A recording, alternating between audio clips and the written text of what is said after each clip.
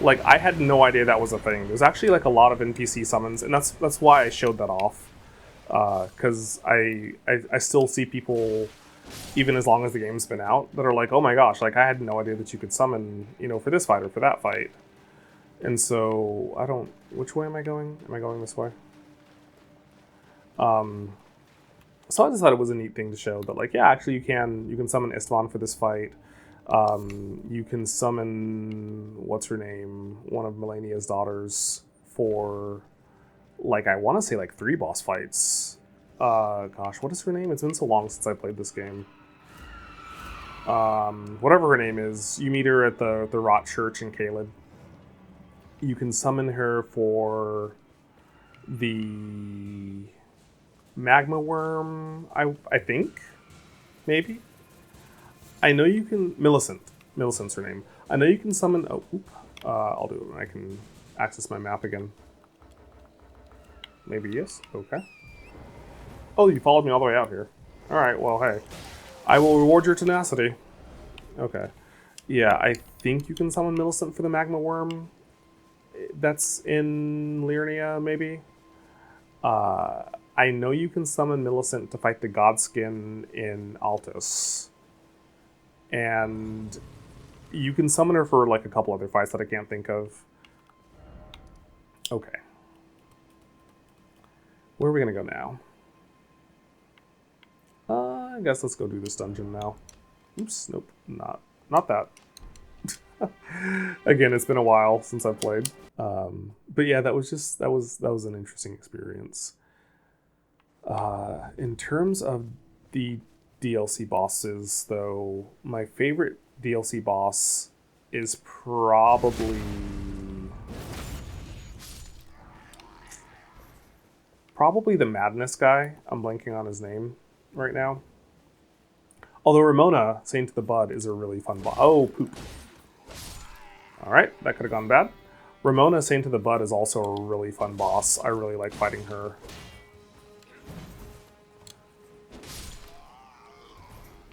Kindly Mikla can go suck on a lemon. I hate that boss fight.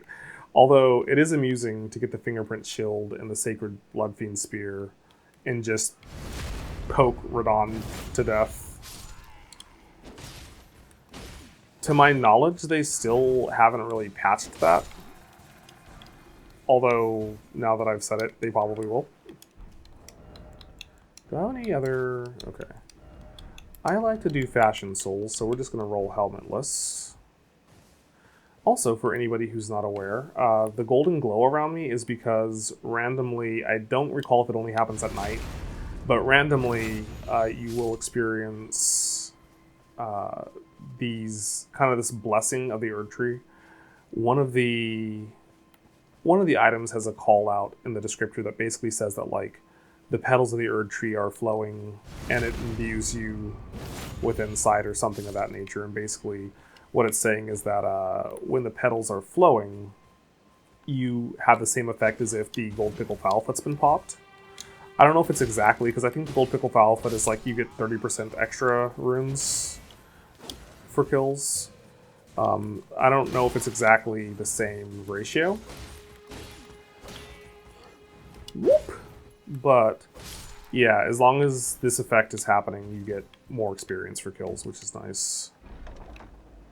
I don't know if I can use this. Actually, can I use the other thing that I got? Oh, I didn't even bother picking up the other sword, actually. Let me go get that sword real quick. Because I might just roll with this sword for a while. If I weren't doing this... Yeah. If I weren't doing this region locked, then... Oh, but I lose square off. I love square off. Let's go back. Square off is like such a good Ash of War. But no, like you know what? Do I have enough weight to... Nope, okay. What was I saying?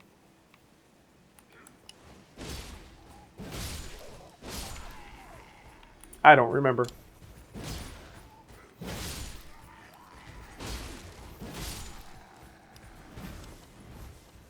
Yeah, sorry. Like I said, I've got a. It's been a long existence. Oh hi! I aggroed you. Was trying not to. I did. This is another dude that like gave me so much trouble when I first started playing.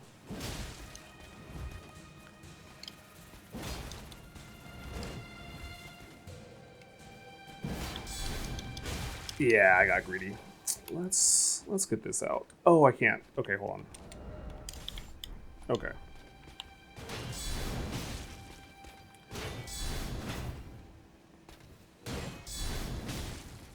Let's just get out the way.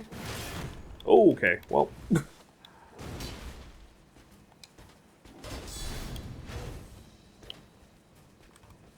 You can kind of like bait him. This is a much easier fight if you're a melee build. If you're a magic build, my recommendation, and it's part of what I call my trick style mage build, is to get ambush shards as quickly as you can. Oh, is that everybody? Okay. Get the ambush shard spell as quick as you can if you're playing an intelligence build, because you will encounter a lot of enemies that will input read and they'll block your spells from the front. So if you get ambush shard, one, night sorceries can't be detected. And so if you're using a night sorcery, with the exception of Melania, I have noticed sometimes she will still dodge. Obviously, like, the ratio is a lot lower than it could be. Did I mark everything I was meant to mark? Okay.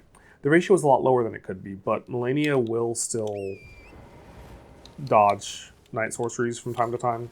But generally speaking, night sorceries can't be detected, so you can get away with landing some hits you wouldn't have been able to otherwise.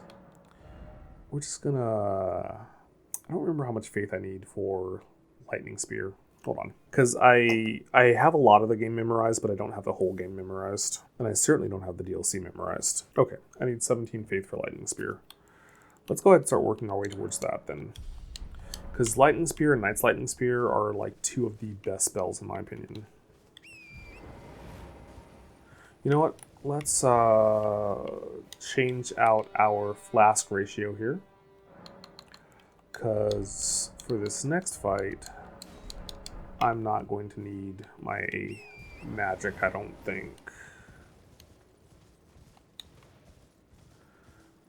We are going to just go deal with... I don't even remember which dragon this is. Whichever dragon it is, we're going to go deal with that real quick.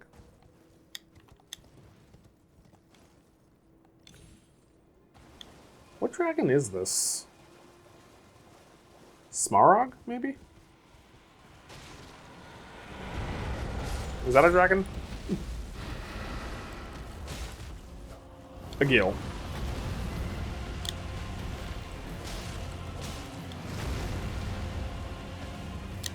So I don't know if it's still part of it, but one of the things the bingo brawlers do is like beat a gill without ranking up a weapon at all.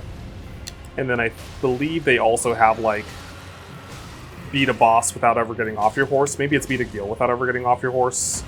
So even though it's easier for me to like hop on and off my horse while I'm fighting a gill, there's this back of my head thing that like someday would love to be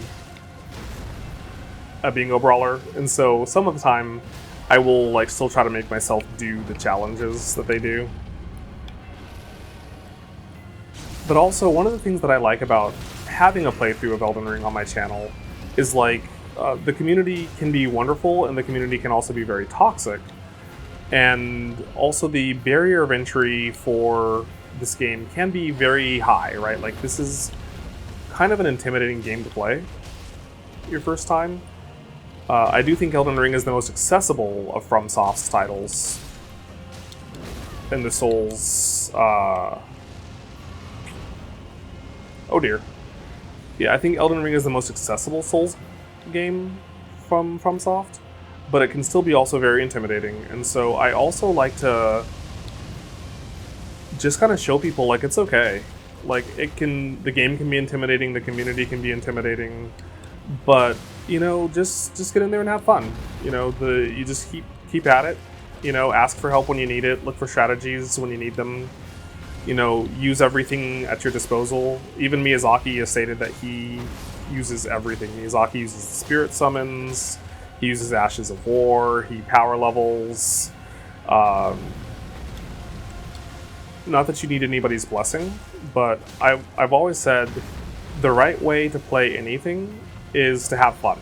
And if you're not having fun, then what's the point, right? So I consider myself to be... I think it's fair to say that I am a little above average at Elden Ring. But I'm still kind of just a regular guy playing the game, like I'm not a hitless player or anything of that nature. Just a guy who really enjoys the game and is pretty good at it. And I always try to leave the world a better place than I found it. And one of those ways that I think I can do that is to kind of just encourage people to just have fun. And it's okay if you don't do very well. It's okay if you die a lot. It's okay if you lose a lot of runes. Just have a good time and don't let other people dissuade you from having a good time. I don't remember the boss here. I never do the Limegrave tunnels. This might be the Stone Troll, which would actually be pretty good because... Oh, no, because he gives you the Roar Medallion. Which is still a lot of fun. I should go ahead and top off my stuff. The Roar Medallion enhances Roar attacks. And Fextra Life has a really fun build. I believe they call it their Howling Starfist build. And you basically just scream at things and then punch them in the face until they die. And it's just like so much fun. Which is another thing, like, not that Fextra Life needs my help, right? But like, if you are reaching a point where you're getting bored playing Elden Ring, I highly recommend, or if you're just looking for like, what build should I use? How should I approach this game? I highly recommend playing through some of the build videos that Fextra Life has on offer. Because when I was getting to a point where Elden Ring was starting to get boring for me, I went through their build videos and I just played like every build that was on offer. I literally completed their entire playlist of builds. I'm behind on builds now that the DLC's out, like I've not done a lot of their DLC builds. Because honestly, like, I think the DLC weapons are cool, but I found a lot of the DLC weapons to be a little underwhelming, just in so much as, like, how far you have to play... Okay, yeah, Stone Digger Troll. How far you have to play to get to the DLC. I feel like a lot of the weapons that I was hoping would have kind of, like, legendary versions, like, your Smith Script daggers and all that jazz. Or not legendary, but, like, they're weapons like the Smith Script daggers that I thought would have like somber versions. And so a lot of those weapons, like, you're so strong in the vanilla game that they don't have a ton of value. And then in the DLC, they're not exactly the most viable weapons to wield. So I think it would have been a very nice touch if each one of the new weapons had a somber version, personally. So I've not done a lot of, but I will say, there are some weapons that I kind of wrote off that their build videos made me give a try that made them a lot more enjoyable. Like, if you're having a hard time beating Bale, I highly recommend... Oh, I forgot to mark a Gil. Okay, we'll mark a Gil, and we'll mark... You... Okay, let's go... Oh man, if I had Dex, Bloodhound would be really good. Bloodhound is a lot of fun. Okay, let's go deal with Patches, I guess. Yeah, let's go fight Patches next. And just for the record, generally speaking, Patches is considered an optional kill when you're doing like an all bosses run. I should spin these runes. Because another boss that I just randomly throw on, which I don't think we're going to count NPC invaders as mandatory boss fights. Hold on, what are the requirements for Bloodhound Fang? I need 17 dex and 18 strength. So yeah, I don't think I'm hitting those stat requirements. I need 17 faith. Okay. Let's do this. Yeah, but patches is considered an optional. I think I started like 3 thoughts and didn't finish them. So to finish my first thought, I randomly, or I guess my second thought, I randomly throw when I'm fighting Yura. So I like to get rid of my runes before I have to do that fight. But then, yeah, patches is considered optional for your kill count for doing all bosses or for doing a region locked run through. Just because like there's quest lines that you get locked out of, or there's certain weapons that you can get locked out of if you kill patches early. Now for me, it's just kind of faster to kill off patches and just have access to his bell bearing whenever I want it. So I might take patches out.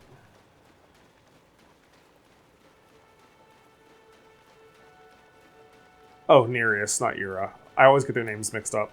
Yeah, I randomly throw when I'm fighting Nereus.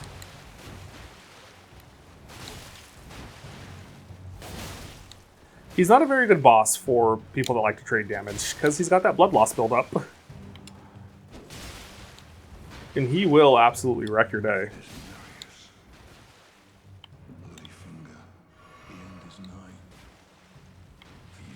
Boom, baby. Oh dear. Oh dear. Oh dear. The thing, too, is like, Yura is not very helpful sometimes. Like, sometimes Yura is like your boy, and other times Yura just does not care.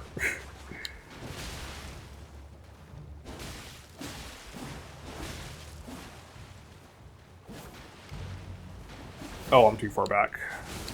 Hey, thanks for tanking that hit for me, though.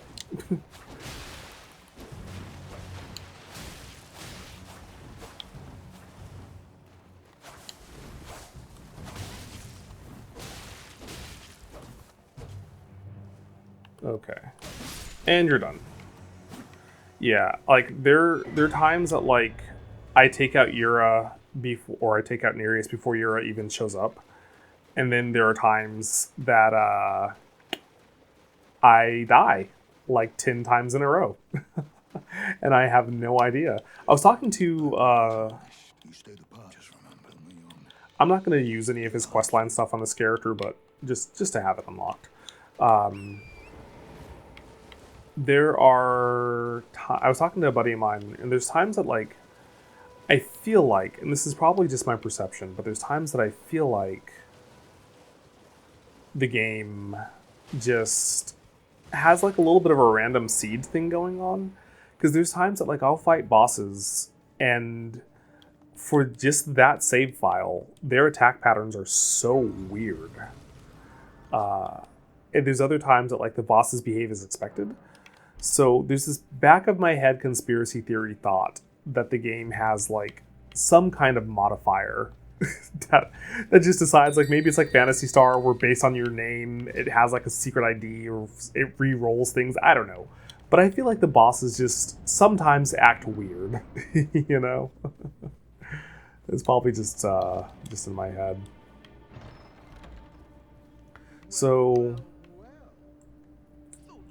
for anybody who's new to FromSoft titles, or to the Soulsverse, Patches shows up in at least every Souls game. I don't know if Patches is in Kingsfield. I feel like there is a Patches in Kingsfield. But he shows up in every Souls game. And he's just one of those constants.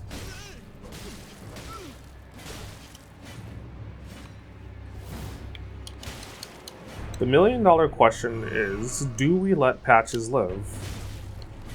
Okay. Because I don't care about anything that Patches sells. There are 2 things that Patches sells that I want. I want...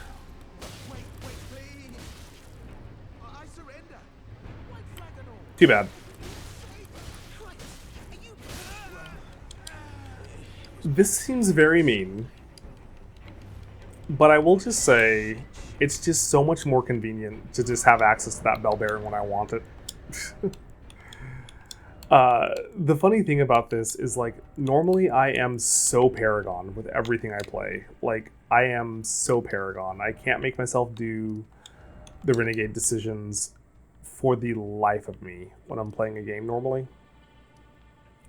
However, with as much time as I've spent playing Elden Ring, I've kind of hit this point where I don't really feel bad about a whole lot anymore. Okay. We're probably not gonna do his quest line. You guys want me to do his quest line? We'll see about him later. Bach the seamstress. But yeah, there's a patches in every mainline, like in every Dark Souls, Demon Souls, Elden Ring. I don't know that there's a patches in Sekiro. I would presume not.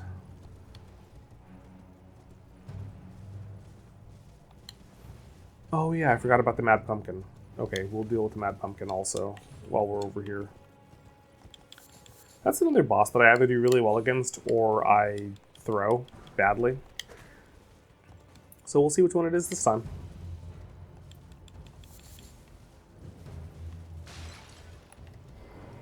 I love that you can summon your horse for that fight. And you know what? Just for fun. Let's bring out the boys for this fight just to kind of distract them a little bit. Okay, or not. I did that too soon.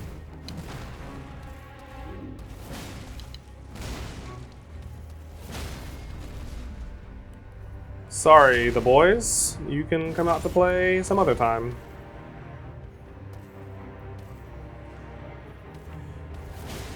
So for anybody wondering why I didn't just haul up on him, the Mad Pumpkin is one of those bosses that I've found has a rather long invincibility window when you do a critical on him.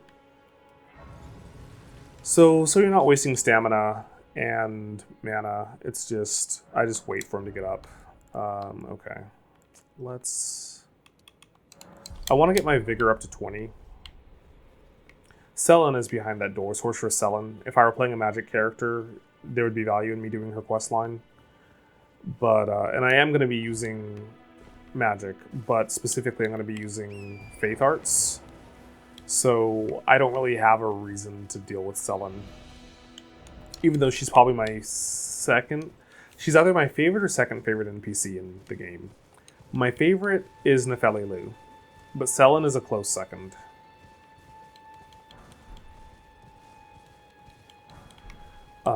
And for anybody who is curious, my favorite boss fight in Elden Ring, in the base game, because in the DLC it's Romina, whatever her name is, but in the DLC, or I'm sorry, the base game, Hoarah is my favorite base game boss fight.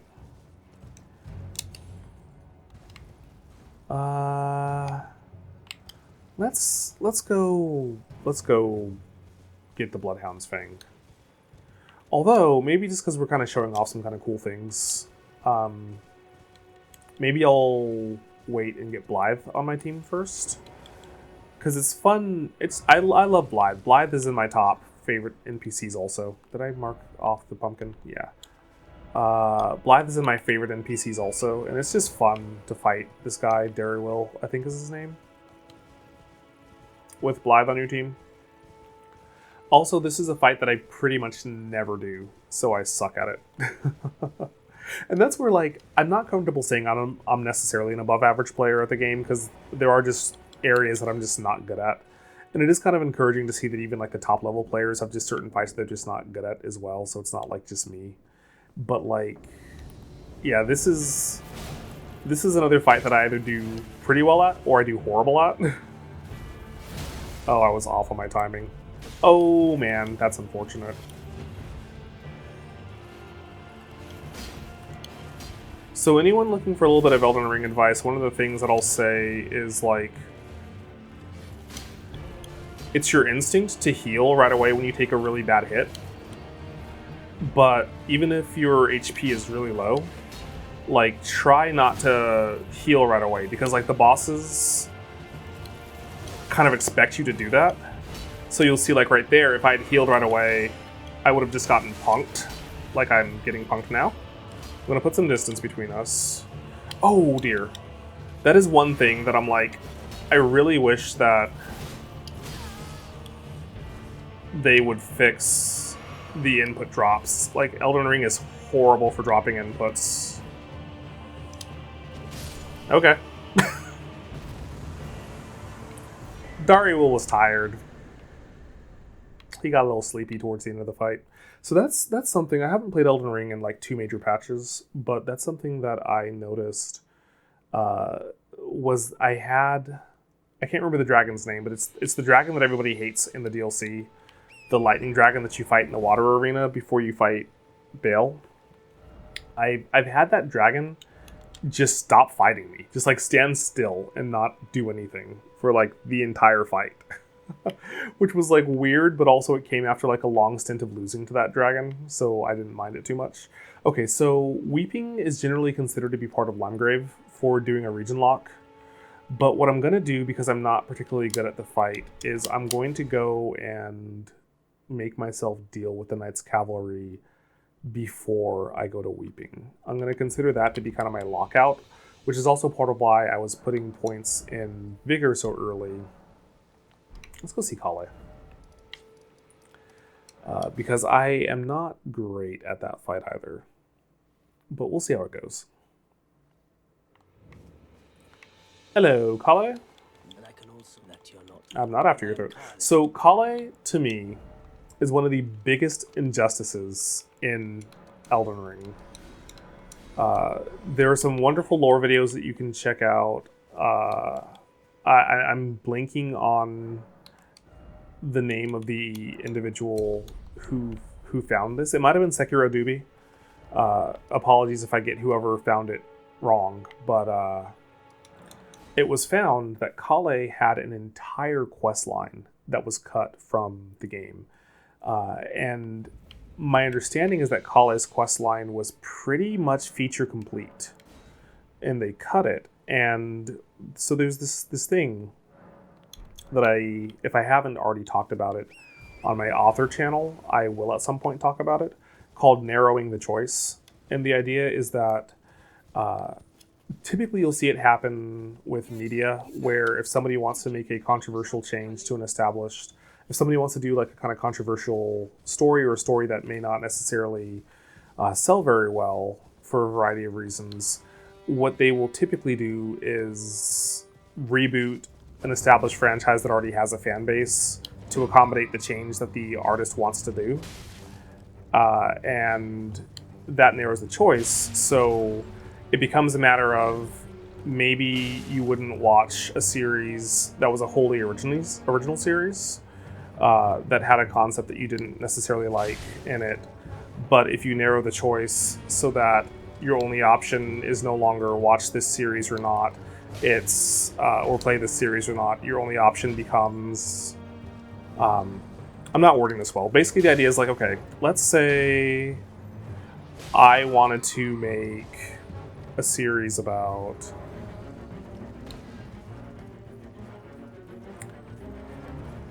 growing durians. I want to make a series about the world's best durian farmer.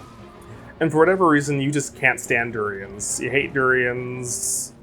If you ever saw a durian farmer, you'd punch him in the face. So maybe you wouldn't watch my series about farming durians, but what if I got the rights to, oh god, what if I got the rights to Mega Man? And I decided to have Mega Man be a durian farmer. Well, now you're curious, plus your option is no longer, do you watch Beth the Durian Farmer? Your option is, do you play Beth the Durian Farmer? Your option is, do you play Mega Man or not? And at that point, I am probably not going to sell Beth the Durian Farmer very well. I'm probably not going to get a lot of engagement on it. But if your option is the new Mega Man game is just about farming durians, so either you play Mega Man or you don't, I'm probably going to move a lot of units regardless. And that's kind of what narrowing the choice becomes in my clumsy, I'm fighting a boss I'm not good at way of expositing. And so there's two polls that come to mind. that were interesting to me. One for Elden Ring and one for Fire Emblem, where for Elden Ring, they took a poll on, Famitsu took a poll on who was everyone's favorite NPC, and it was Ranni by a country mile. And then the next question was, what was everyone's favorite ending? And it was Ranni's ending by a country mile. And so the takeaway from that was that Ranni is everyone's favorite character. I don't have time to talk to you, Bach. I'm busy throwing. So the takeaway was that Ranni is best girl, and that The Age of Stars is best ending. And that's certainly one takeaway that you can have. But the other thing to consider with that, chain of logic, is that Ranni's path also has the most content locked behind it out of all of the paths that you could take in the game, right? If you go through Ranni's path, you get access, like the best access to upgrade materials, you get access to exclusive, okay, I thought I was two-handing. You get access to great upgrade materials, you get access to unique locations in the game that you wouldn't get to otherwise. And so it becomes a self-fulfilling prophecy. And it doesn't hurt that Ranni's easy on the eyes. And so you get a self-fulfilling prophecy when you lock, whole regions and boss fights and upgrade materials behind Ranni's path. You create a self-fulfilling prophecy that, of course, she's going to be the most played path. And then in terms of the endings, right, there's only 2 endings in Elden Ring that have an actual cutscene. And those are The Age of Stars and The Age of Madness. And in one of those endings, a cute tsundere becomes your mega best friend and or wife. And in one of the other endings, you destroy the world and everyone in it. So again, it kind of becomes a self-fulfilling prophecy that Ranni would be... Now that I'm not in the middle of a boss fight that I'm terrible at, I can actually pay a little bit more attention to what I'm saying. So, right, when you play through Ranni's questline, just by virtue of playing it, you're going to have access to upgrade materials pretty early on that will get you darn near to having a level 10 weapon, level 10 Somber early in the game. You also have access to like 4 maps that you don't get to go to ordinarily, or that you wouldn't just stumble upon, right? Like you have access to Deeproot.